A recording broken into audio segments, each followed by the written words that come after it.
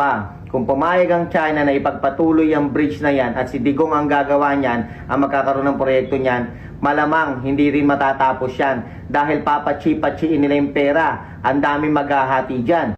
Naalala nyo yung Isabela Bridge, yung build na sinasabi nila, yung gumuho, ganun ang mangyayari dyan dahil titipirin nila yung materyales. Yun lang. Ikaw loyalistang tanga ka, ipapaliwanag ko sa iyo para maliwanagan ka ha. Kailan inumpisa niyang bridge na sinasabi mong yan? Di ba? November 2014. Sino ang presidente niyan? Si Pinoy. Di ba? Si Noynoy Aquino. Kailan umupo si PRRD? Kailan siya umupo? 2016. Ibig sabihin, hindi pa siya presidente nung ginawa yung tulay na yan.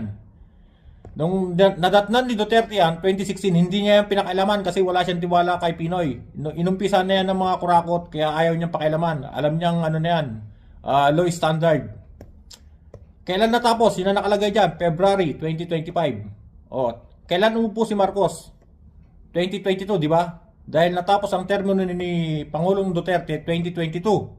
Pinakailaman ni Marcos, natapos yan February 2025. 3 taon na si Marcos dyan, pinakailaman ng mga kurap na mas lalong kurap. Ano nangyari? Nag-collapse. Napakasimpleng paliwanag ha? 2025 natapos yan. 3 taon na siya dyan, pinakailaman ng mga kurap. Ano nangyari? Collapse. Sana maintindihan mo nang maliwanagan ka. Bayaran ka kasi.